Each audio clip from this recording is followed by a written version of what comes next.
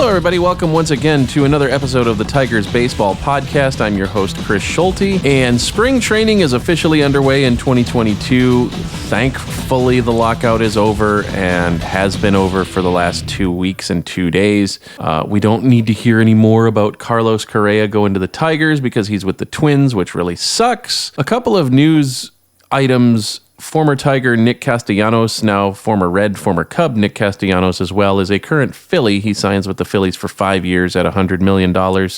Former Tiger Matt Boyd signs with the San Francisco Giants for $5.2 million. And just crossing my desk about an hour ago, the trade for the Chicago Cubs and the Arizona Diamondbacks.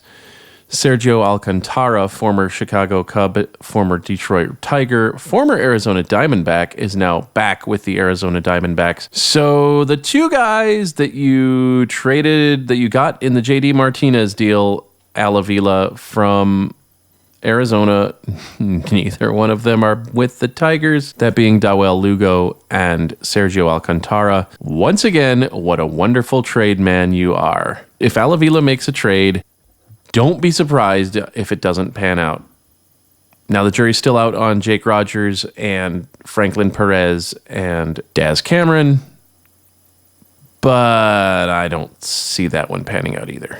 Jake Rogers might be good once he comes back from Tommy John surgery. Franklin Perez, probably not. And the same for Daz Cameron. Daz Cameron's going to be a fourth outfielder at best. And you traded a future Hall of Famer for a starter who will never start a game in the big leagues. A fourth outfielder at best, and a pretty decent catcher. Huh, that's groovy. You did wonders, Al. Just saying, you're amazing. Anyway, I'm off that high horse now. It was a quick ride. Just wanted to see if the horse still had legs, and it kind of does, but not too much.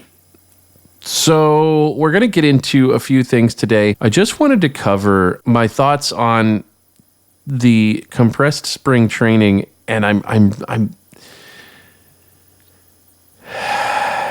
of two minds about this because I kind of like it.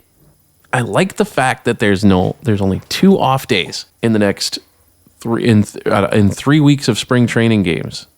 So I pretty much get uninterrupted baseball from just after St. Patrick's Day till the beginning of April. And I can't complain about that. I really can't. What I can complain about is I understand the hitters and the pitchers, and I also understand the front office people. It's going to be really tough to make decisions for these guys. Case in point, Victor Reyes and Derek Hill, for whatever reason, I have no idea why, but are in a battle for the fourth outfielder spot. I'm sorry. I know Akil Baddoo is a dynamic player. He's proving this spring that last year was not a fluke. But when you've got a bat the likes of Riley Green, and when you have a defender the likes of Derek Hill, not for nothing, Al and AJ, but Akil Baddoo's your fourth outfielder. Sorry, kids. That guy sits the bench. Or if you're really that interested in putting him in the lineup, make Robbie Grossman your fourth outfielder. Better yet, trade Robbie Grossman back to Oakland for Frankie Montas. Take like 70% of his salary as part of the deal and get Frankie Montas or Sean Manaea. That way you didn't have to worry about signing Michael Pineda. You'd have your solid 5 starters, and you would have lost like you trade Robbie Grossman and Robbie Grossman and Daz Cameron, and if you're really that high on Victor Reyes, then you've got Victor Reyes as your fourth outfielder or Akil Baddoo, whichever one you want. There's no reason why this battle should be even going on. There's no reason why this competition should be going on. Derek Hill's defense in Comerica Park is worth it. And he's hitting better this year than Victor Reyes is. So there's that. So I understand it from the standpoint of how much data are you going to have to work with when it comes to making decisions like that, making decisions like how's your bullpen going to look? Kyle Funkhauser is out for a little while with a strained lat. And so I get those decisions. I get the difficulties there, but I really do like the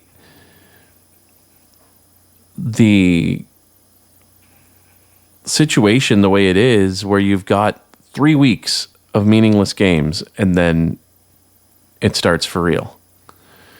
Now I know pitchers are going to say, oh, well, we need at least 5 or 6 starts to get stretched out. Eduardo Rodriguez looks pretty doggone stretched out. Max Scherzer with the Mets went 5 innings and threw 72 pitches in his first start. That should tell you something. These guys were ready. And they can get that way and stay that way during the offseason so you can have compromise. Don't make it 6 weeks, make it 4. That way the hitters get the amount of at-bats they need. The pitchers get 5 starts. They can stretch out. You've got some time to evaluate players. And when you're evaluating these players in the spring, it's very difficult anyway because, okay, Victor Reyes hit a home run off of a single A guy that was called up from minor league camp because they needed to fill a bench spot. And, he's going to go back down after his locker's on wheels. All right, he wears number 96 or something like that. Doesn't even have a name on the back of his jersey. Well, all right, that doesn't show me what he's going to do in the majors. Honestly, we know what Victor Reyes is in the majors, and I kind of want to see Derek Hill get a chance because he's got better defense. But if Derek Hill hits a home run off of one of the Yankees minor leaguers, it's not going to be, it's still, I don't know. I have a hard time. I mean, it's great because it helps the team out that day, but I just don't know. I don't know how that sits in an evaluation.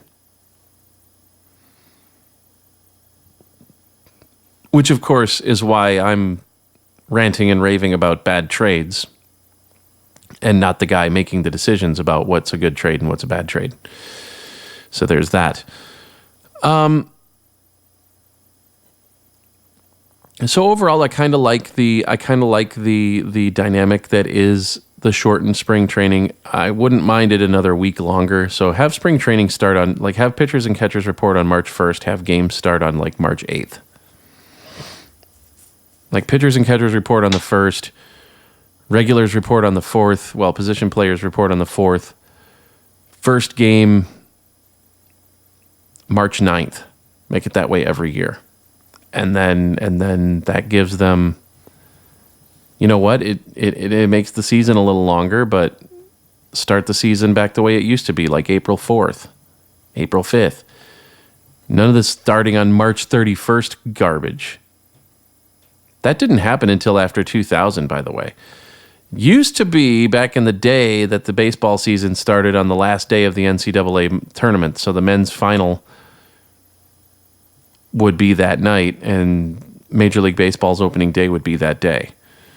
Now it ain't like that anymore because, there's money involved, and of course money is the money talks, BS walks, to quote AC/DC. But I kind of like the format. Spencer Torkelson looks solid. I think he's something like 6 for 17 or 6 for 18. So he's hitting right around 300, 333, something like that. Riley Green to me looked like he was ready in 2020. I was very impressed with him.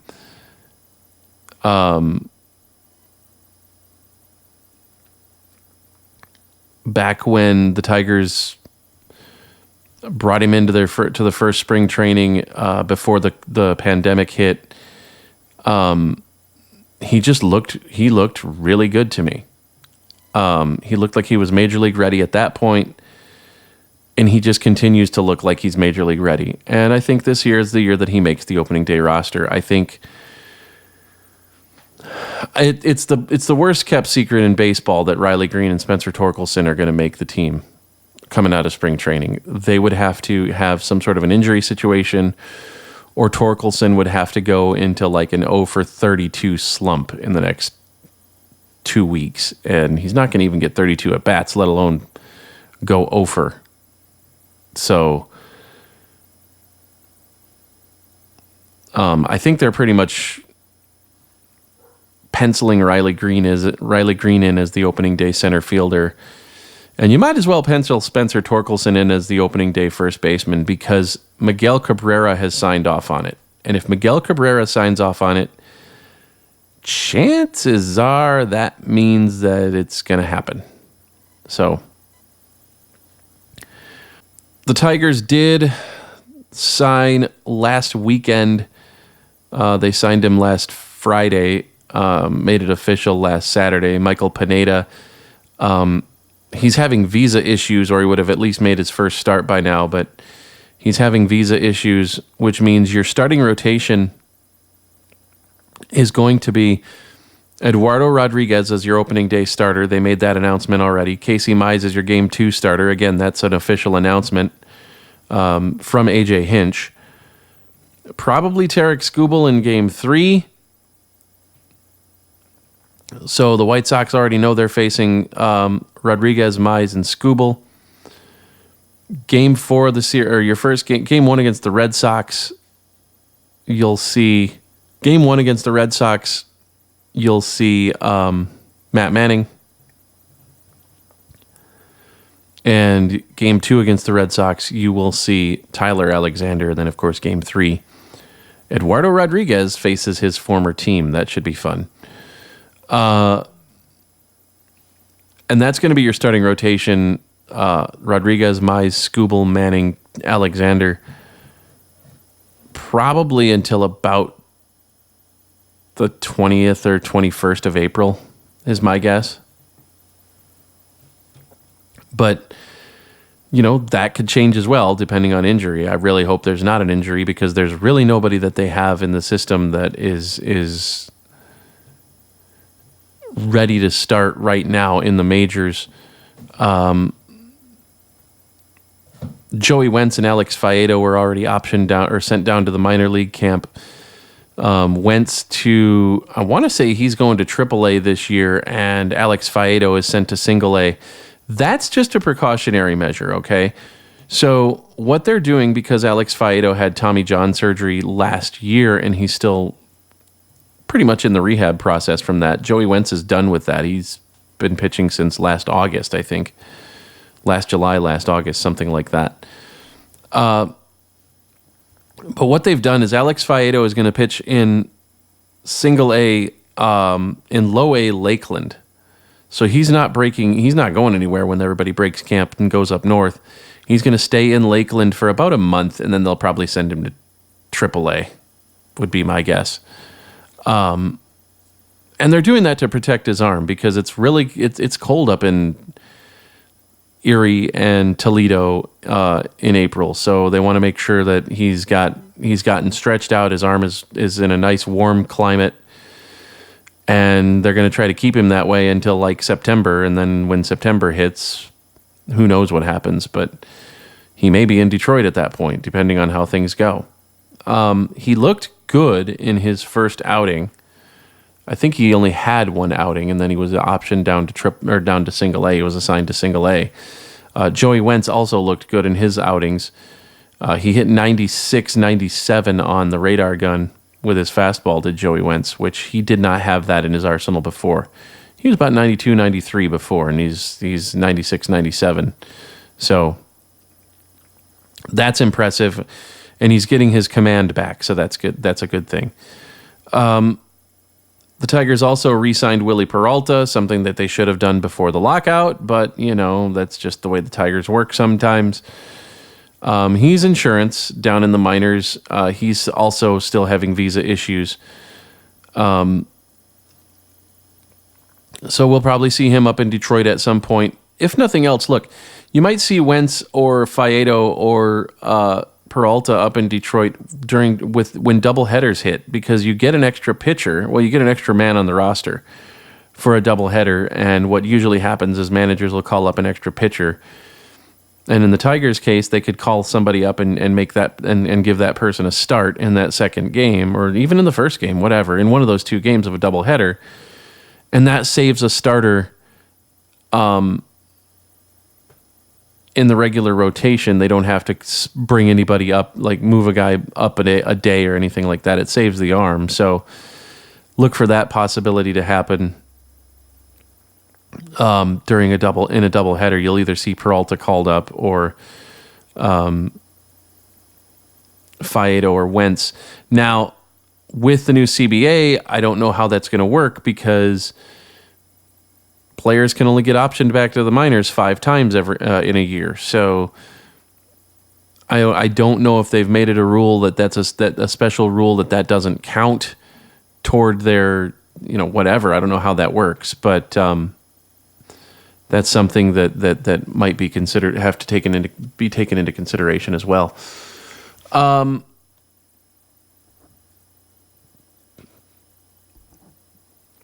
Jonathan Schoop actually got his visa issues worked out. Javi Baez is starting to swing the bat a little bit better.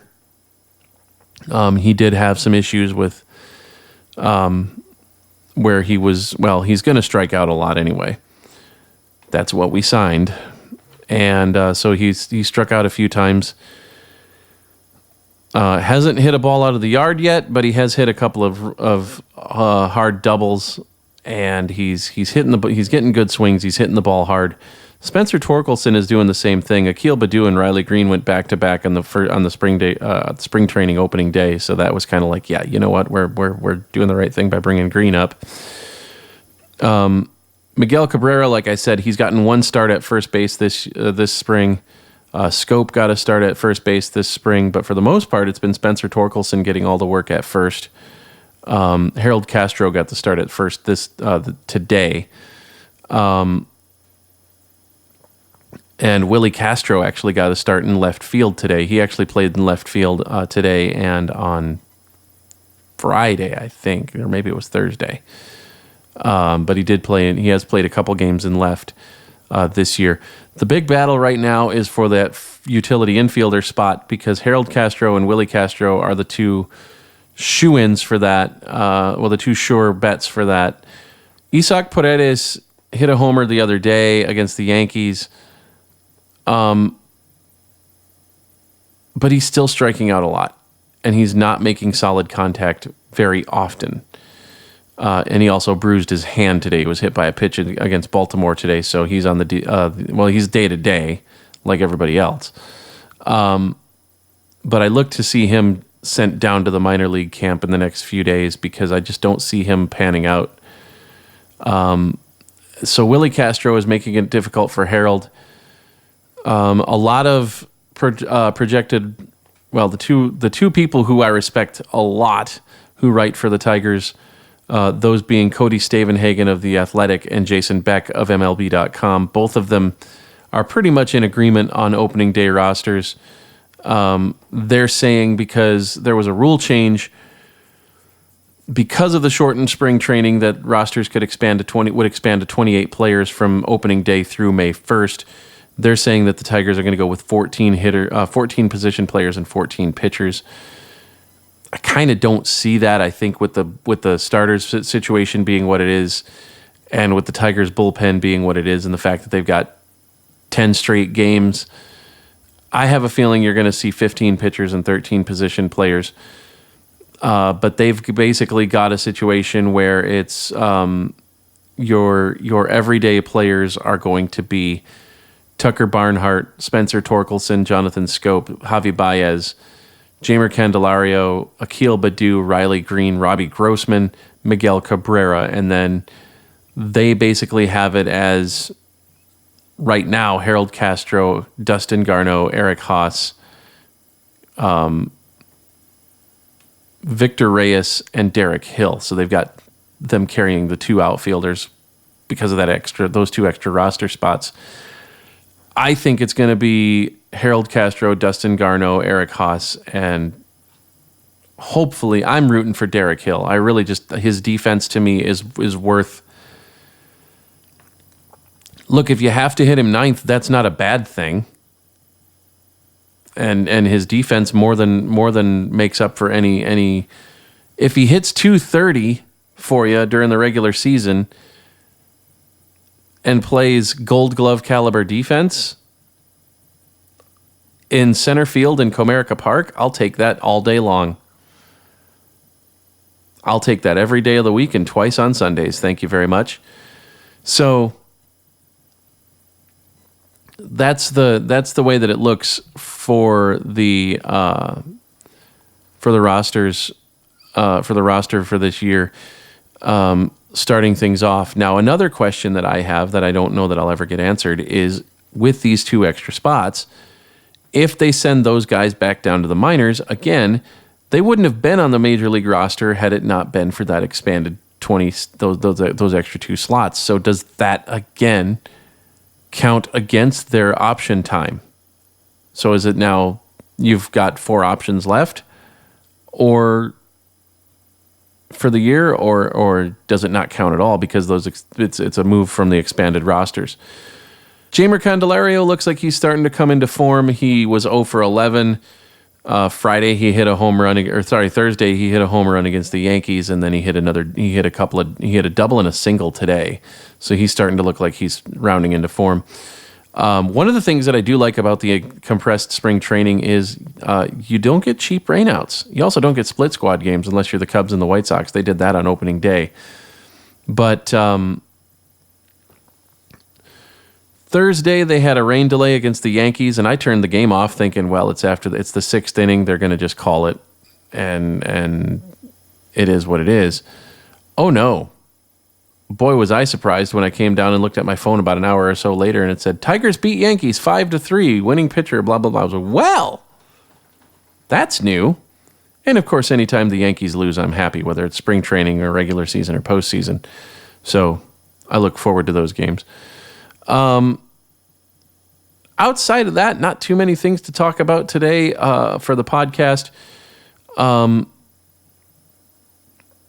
The announcing is as it was for home games last year. Sadly, Jim Price is going to make all the road trips, and he's actually down in Florida, which means that Dan Dickerson and Jim Price will be gracing our airwaves on the radio all 162 games this year. So, it is what it is. What are you going to do? You can't win. Sorry, folks, but you just can't. I will probably not do another pod until next Thursday, the 7th. And the reason for that is because these are spring training games. There's really not much to talk about. Oh, one thing I do want to talk about real quick. Skubal got smoked on Friday, and Manning got smoked yesterday. And part of me is concerned because they're not rookies, but they're very young. Skubal's in his second full season. Manning is in his first full season. Part of me isn't too worried about it because it is spring training. So what worried me, they didn't give up a ton of runs, but there was a lot of hard contact against both of them Friday and yesterday. So that's something to look out for when Skubal makes his start on Wednesday and Manning makes his start on Thursday.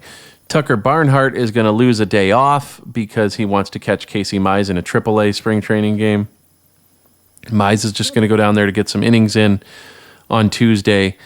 Rodriguez is pitching tomorrow. There's a scheduled off day on Tuesday. Barnhart's going to go with Casey Mize down to the AAA game that Mize is going to throw. catch Casey Mize and then head back home and call it a day.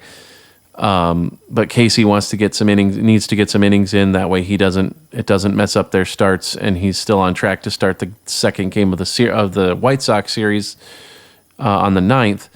So this just basically keeps everything in order. So those are the things that are going on. I will make my predictions next Thursday, the 7th, as to what this team is going to do. I already have an idea of what I want to say as far as what I think, but I want to watch the rest of spring training, see what the roster looks like before I come out with anything official, and we will go from there. Thanks to Anchor for distributing the podcast on Spotify and Apple Podcasts and Stitcher and Pocket Cast and Downcast and Overcast and all the other casts. And if you don't want to listen to the podcast on one of those, you can catch us on our YouTube channel. Subscribe to that YouTube channel. We get 100 subscribers, and we can actually call it the Tigers Baseball Podcast YouTube channel and use TB Podcast for the channel URL instead of youtube.com/ and all these other funky numbers and characters. We'll actually be able to say YouTube Podcast / TB Podcast or something of that nature.